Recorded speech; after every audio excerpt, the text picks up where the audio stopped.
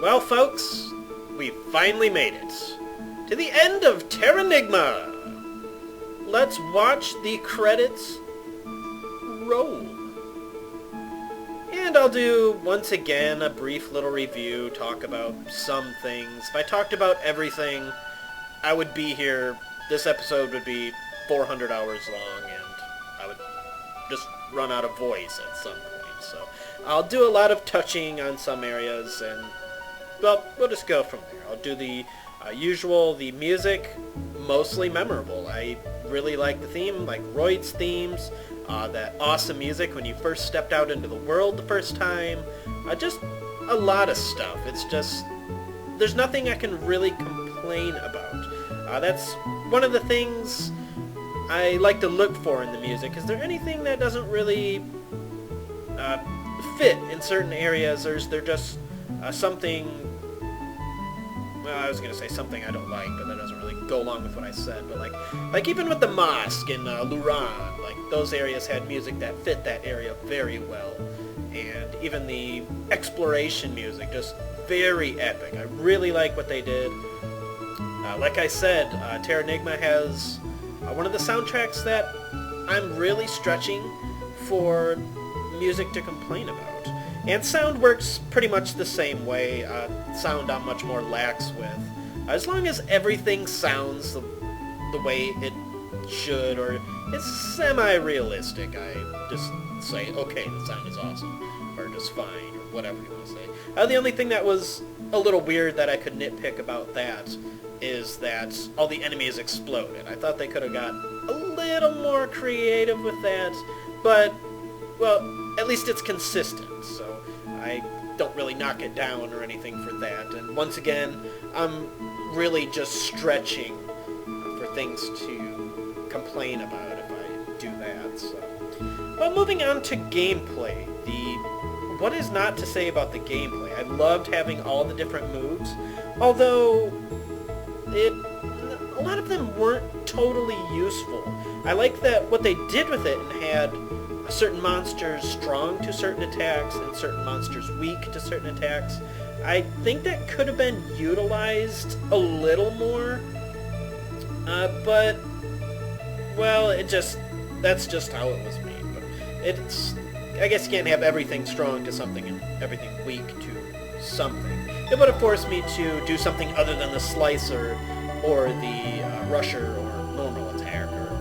Like you saw, I really didn't use the slider a whole lot unless I was obligated, or I knew for a fact that there was something weak to it. Even the spinner, you saw me use it against the pupillas. I'm not sure if I used it a whole lot other than certain monsters. So yeah, like I said, it could have been utilized a little bit more. You noticed I didn't block a whole lot. There weren't a whole lot of, projectiles to even bother blocking in the first place. So, let's see here. I think the slicer should have had more monsters strong to it, honestly. There were a few. I can't remember all of them off the top of my head. I believe there was something... I can't remember what it was. Was it the ice crystals that were weak or strong to the slicer attack? And maybe those imp guys from Eclamata in that area, but I can't honestly remember anything else that was strong to it. The obvious reason to use it is that it makes you invulnerable while you're using it. So, I mean, not only is it arguably the strongest attack, it's the most convenient, and it makes you invulnerable. So why would you bother using anything else, honestly? So just, I pretty much spam that for effectiveness and ease of use. The items in the game are pretty useful. I'm glad they kept it to mostly a minimum. We only had 3 different types of bulbs, and only really one remedy item, except for the magics, obviously. But, yeah, there weren't a whole lot of enemies that really forced us to use the serums and the holy water there. Maybe I just got lucky. The P-Cures were much more effective. You saw me use a couple of those.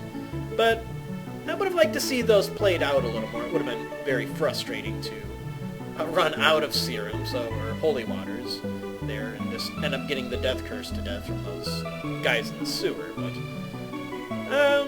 yeah, I think I would have liked them to bump that up. Maybe not instant death, but I suppose that would just turn it into another deadly poison there. So, I don't know, it seems like there's something more they could have done with that, but yeah, overall, I like how they kept it nice and simple, a few healing items, a few remedy items, and the rest of the stuff was in the inventory for certain plot points, and we're not just going to use all of it at any point.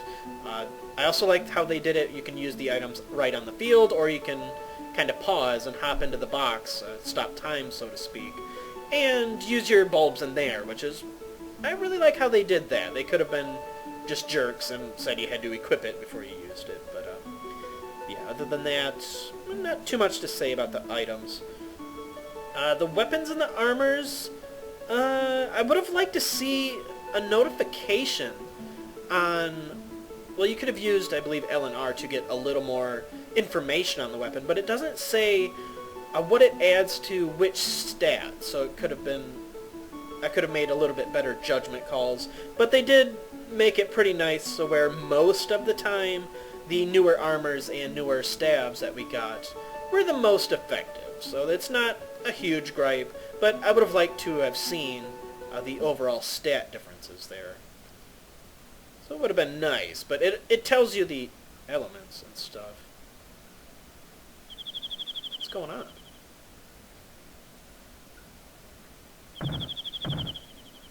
What was that?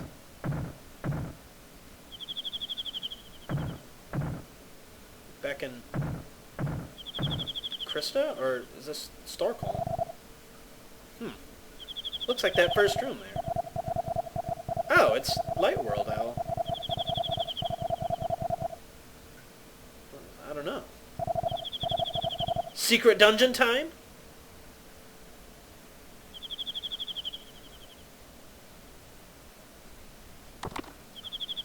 What?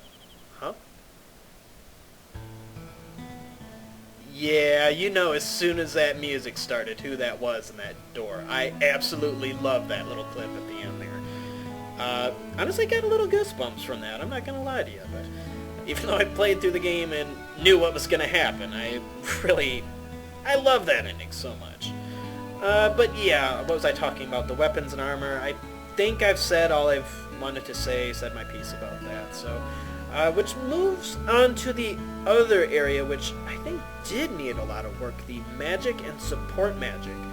I really liked the whole collecting of the magic rock things. I like that games do that. Like we had the red crystals or red gems, I can't remember what they're called, in Illusion of Gaia. They kind of brought it back in Terranigma, so you could have somewhat of an MP system. A little interesting way to go about it. I don't really have any complaints about the magic rock collecting. Some are a little obscure. I don't know how some of those people found those, but... Well, there you go. There was a interesting variety, and I don't think I ever showed off the wind pin, and or not the wind pin, but maybe I didn't ever show off the wind pin. Well, whatever. I didn't show off the water pin, which I believe gave you immunity for a little bit, but they give you it late, and I was so comfortable, even through the first time of the game, so comfortable with the attack methods and stuff, I really didn't have any interest in trying it. I don't think I've even ever used it to this day. Probably once early just to see what it did, but yeah, overall, the offensive magic really just not useful. I said that probably a couple times early in the LP. Obviously there were some instances where it was useful, like the battle against Bloody Mary really helped out there, and the mobs over there, if there was a large mob, say in Luran there, where in the graveyard you could just murder tons of enemies with a group attack skill. Those are really the areas to use it, but most of the boss battles didn't allow you to use magic at all, let alone healing and support magics, which would have made it a little easier if you had invulnerability, I suppose. And let's see, yeah, other than that, there weren't really any other mobs that were really large enough like there was in Luran. But so yeah, you didn't really see a lot of that out of me. So yeah, just large groups are murdered. Other than that, yeah, that's pretty much it. Let's see. Anything else I really want to talk about? Obviously, you guys might have noticed there were a lot of real people, and most of those places were real. Loire was in France. Litz would be, what would that be? Not Italy, but Spain. That's what I would mean, Spain. And then, obviously, Near Lake and Freedom would have been in the United States. Near Lake, I believe they referenced a fire. I'm not absolutely certain about that part of the history. I think there was a large fire in the real world in Chicago at one point, so they may have been referencing that, which is pretty cool. And they threw in a lot of real-life people, like you had Columbus, obviously, and the painter Matisse, Will, you could have, might have been Wilbur Wright, the first guy to fly a plane, Eddie, Thomas Edison, Bell, Alexander Graham Bell, and for whatever reason they threw in Mick and had a McDonald's reference, kind of, with the McBurger. And, yeah. Just a little interesting thing there. You saw the references to the other games. There weren't a whole lot. I'm probably going to forget most of them. I do a lot of these ending reviews, just totally winging them and improvising everything I have to say. So you noticed that there was a turbo in all three of the games, and you saw the South Cape, or Cape Town, I believe they call it. I don't know if that's actually a reference to Illusion of Gaia, but, well, there it was. I think most of my questions got answered. It did kind of bug me the first couple times to play through that they didn't really tell you for so long, or at least it felt like so long. Like, what was going on with the treasure? What was the treasure of Stockholm? I really wanted to know that so bad. But it was pretty cool once I figured it out and the game told you. So, yeah, once again, I'm probably just going to cut this short here. Like I said when I started the review, there are just a billion things. Oh, there is one thing I wanted to bring up. The only thing I really had an issue with was the whole Baruga thing. He was really, like, all-powerful. The first time we got to see him, he nearly murdered Ark, and then later we get to him, and then he kind of has an anticlimactic ending. He just jet boots and then goes flying into a propeller. I would have really liked to see a boss fight, even getting rid of the boss in his lab, or even though that was so far away, but put it somewhere in the middle. I don't know. They could have done that somewhat better. I would have loved to have a boss battle against Baruga using whatever technology he has on his person to help dispose of me. So, well, that's pretty much all I wanted to say. That was Terranigma, and the final in the unofficial trilogy of Soul Blazer, Illusion of Gaia, and Terranigma. I hope you guys had as much fun playing this as I have recording it. This was a blast. Definitely one of my top games in the NES system, even probably any system. But, well, thank you once again. This is Takamasak. Thank you for watching, and I'll see you later.